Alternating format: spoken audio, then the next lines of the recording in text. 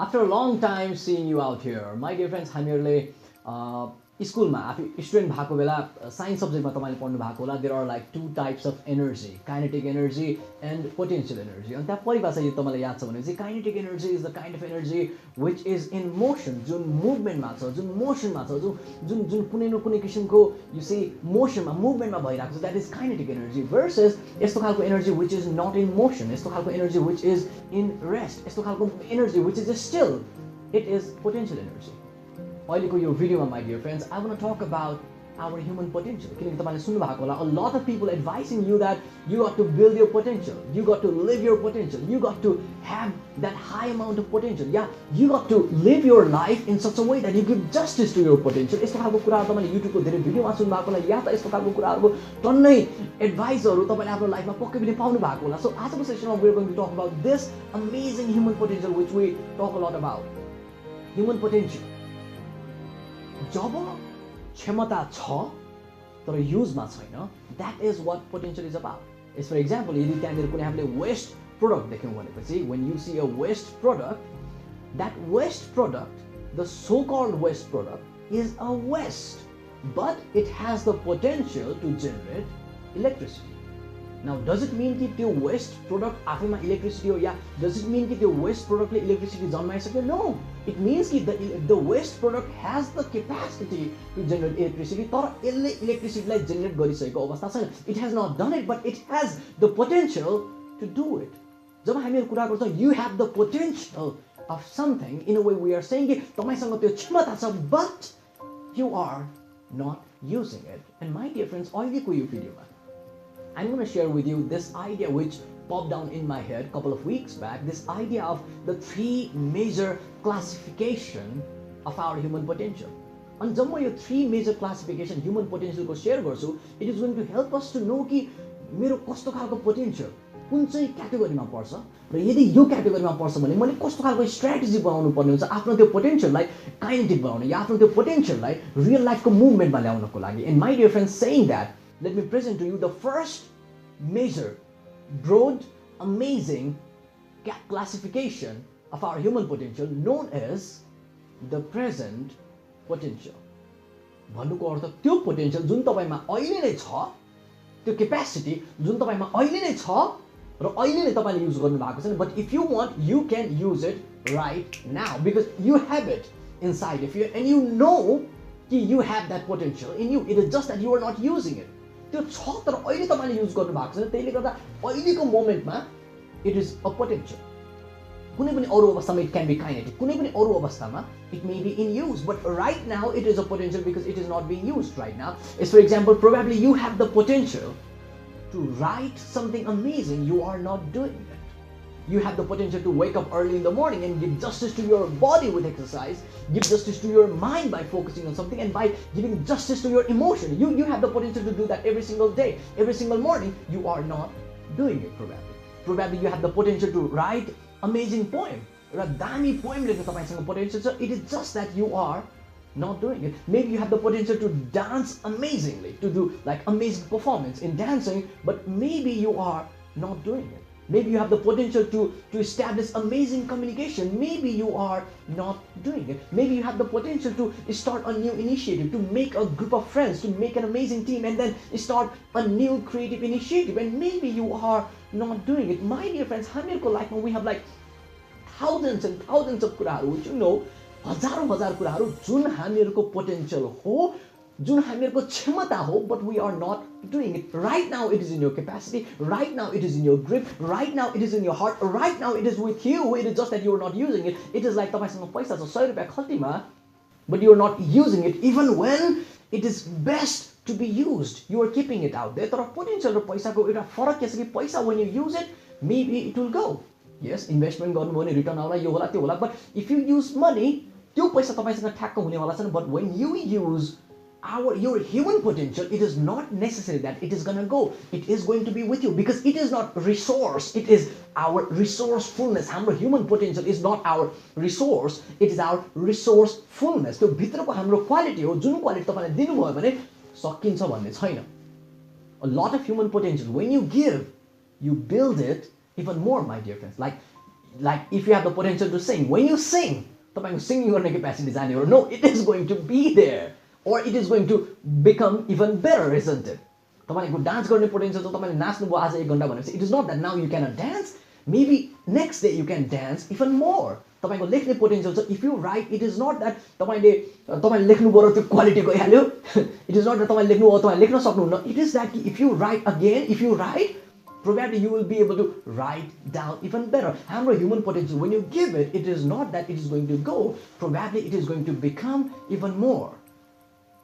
But why it is present potential? किनकि present अवस्थामा क्षमता छ, युजमा छैन. Now the question is why युजमा छैन? SAUNAK bro, tell me why युजमा छैन. Why it is not in use? There may be many reasons. Reason number 1, because you're too lazy to use it right now. I'm too lazy to use it right now. Reason number 1. Reason number 2, because there is something else which you're doing right now. And if you are writing something right now, definitely you're not singing right now. Because you're doing something else, but you want to sing after some time as well. तपाईँको singing potential लाई तपाईं केही समयपछि justice दिन चाहनुहुन्छ. Fair enough, totally fine. So reason number 2 why you're not doing something is because maybe you're doing something else very important for you right now. The reason number 3, procrastination. सुन्नु भएको होला, तपाईले पुश गर्दै हुन्छ त्यो कार्यलाई. अरे यार त्यो गर्नु छ यार, सक्नु पनि हुन्छ है तपाई गर्न. अरे यार त्यो गर्नु छ यार, क्षमता पनि छ है तपाईसँग. अरे यार त्यो गर्नु छ यार, but you are finding reasons to push it forward. And you know you're not liking yourself. तपाईलाई थाहा छ you're not loving yourself because you're pushing it forward, but you're pushing it forward. Okay? Procrastination. The reason number 4, and your reason number 4 ले reason number 1, 3, reason number 2, सबै रिजनलाई incorporate गर्छ. And very important reason it is why we are not doing it. Reason number 4, because you have right now about that thing less motivation. Because you have less motivation. Because you do not have high motivation. My dear friends, when we have high motivation, we find a way to find the way. I repeat, when we have high motivation, we find a way to do it. We find a way to be it. We find a way to find the way. And when we have low motivation, we find a way to find excuses. I repeat, when we have high motivation, we find a way to do something. We find a way to find the way. And when we have low motivation, we find a way to find excuses.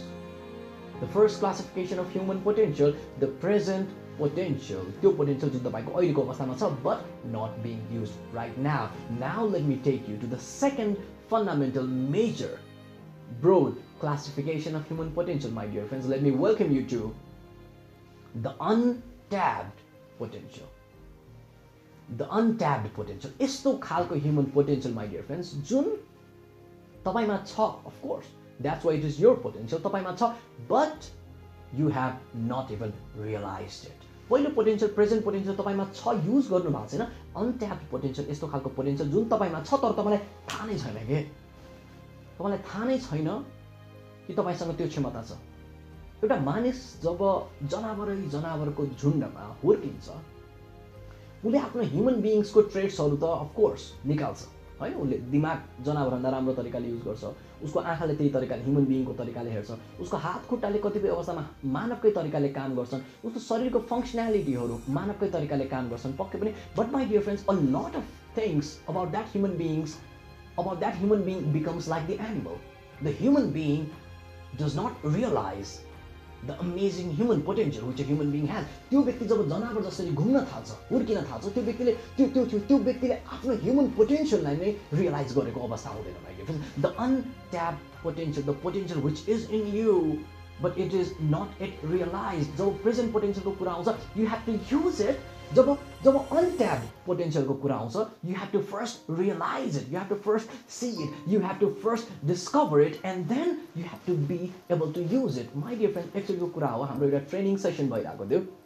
And yes, training session को कुराले ठ्याक्क दिमागमा आयो कि we are going to do training sessions. We do training sessions एकचोटी 2 हप्तामा or every week. And one of the recent training session is going to happen very soon. You can contact us on through our website or our Facebook pages and join our live training course on which we are probably going to have, or like surely I'm going to have amazing time. So let me go back to the same topic, training session. हाम्रो एकजना participant one of our training सेसनमा इन्भल्भ भएको थियो अनि त्यो training सेसनको speciality के थियो भन्दाखेरि देयर लाइक एकदमै लामो एउटा टनल जस्तो बनाएको थियो क्या हामीले अनि त्यो व्यक्ति यो टनलमा यहाँबाट त्यहाँसम्म दौड्दै जानु पर्थ्यो टक्स गर्नु पर्थ्यो त्यहाँबाट यहाँसम्म दौड्दै जानु पर्थ्यो टक्स गर्नु पर्थ्यो त्यहाँबाट यहाँसम्म दौड्दै आउनु पर्थ्यो टक्स गर्नु पर्थ्यो एकदमै धेरै टक्स पाथवे अब्स्ट्याकल्स पाथवे अनि एकदमै धेरै अब्स्ट्याकल्स पार गर्ने क्रममा त्यो व्यक्तिको एनर्जी लेभल के हुन्थ्यो एकदमै म्यासिभ लेभलसम्म एम्प्लिफाई भइसकेको हुन्थ्यो अनि एकदमै एनर्जी माथिल्लो लेभलमा एम्प्लिफाई भइसकेपछि फाइनली जब मेजर डेस्टिनेसनमा त्यो व्यक्ति आउँथ्यो त्यहाँ पुगिसकेपछि the person had the responsibility of giving a loud,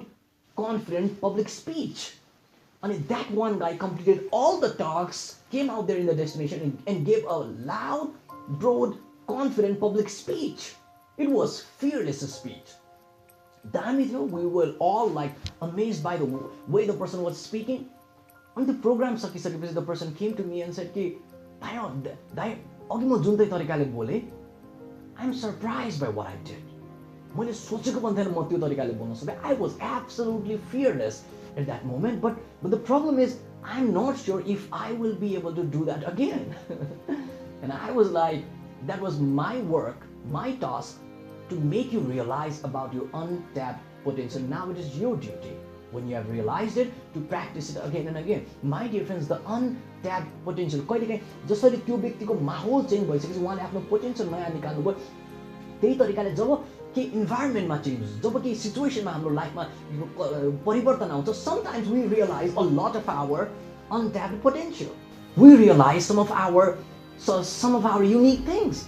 कहिलेकाहीँ हामीलाई रियलाइज हुन्छ कि यस्तो म रिसाउँदो रहेछु मलाई थाहा थिएन यस्तो मेरो डिसिजन मेकिङ रहेछ मलाई थाहा थिएन त्यस्तो म फियरलेस हुन सक्दो रहेछु लाइफमा मलाई त्यो कुरा थाहा थिएन ओ मेरो स्किल यस्तो खालको हुन सक्दो रहेछ मलाई त्यो कुरा थाहा थिएन oh my god you see there are moments on life on which we do so many things that actually surprises us. कहिलेकाहीँ हामी लेख्दिन्छौँ कुनै कुरा and that surprises, oh my god मैले यस्तो खालको कुरा लेख्दै I cannot believe it. Oh my god मैले त्यो तरिकाले बोल्दिएँ I cannot believe it. Oh my god मैले त्यस्तो तरिकाले परफर्म गर्दै स्टेजमा गएर I was able to speak so loud. I was able to sing that song.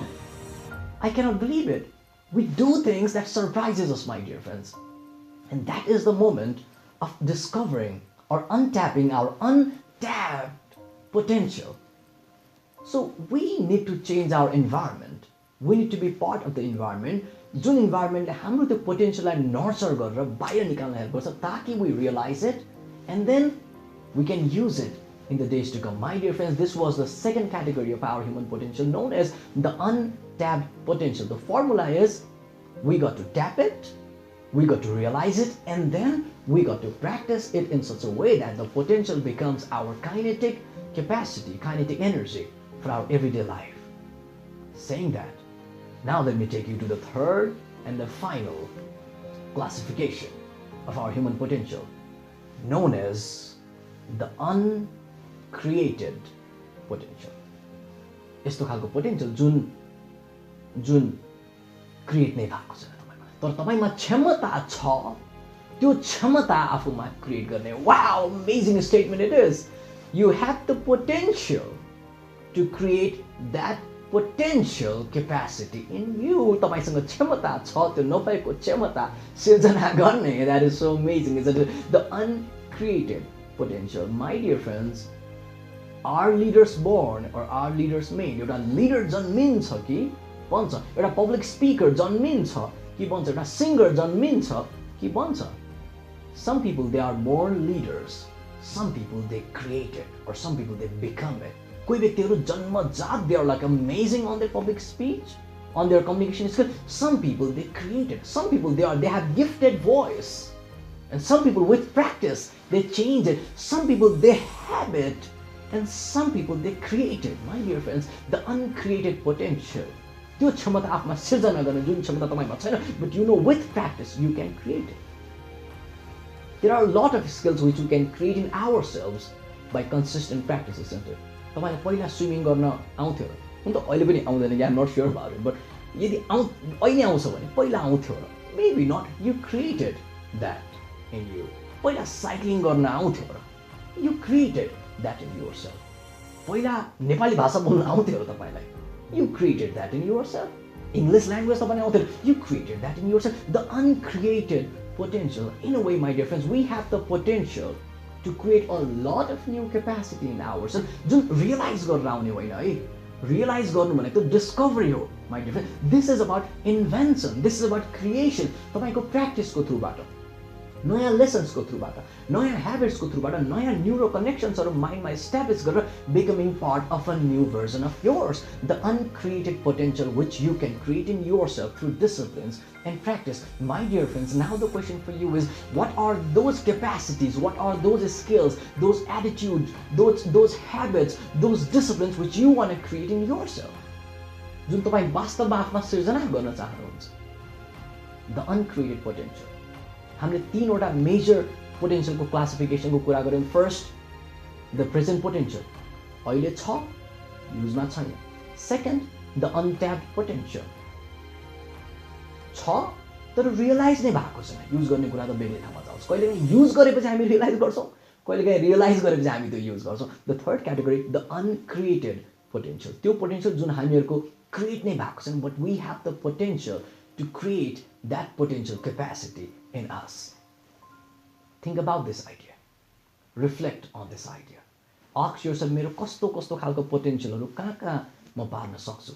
And my dear friends, if this idea helps you in any of the corners of life, go to 10 people and talk about this idea. 10 जना व्यक्तिको अगाडि गएर what you can do is you can share this idea and ask them if they like it. Share the idea with other people as well.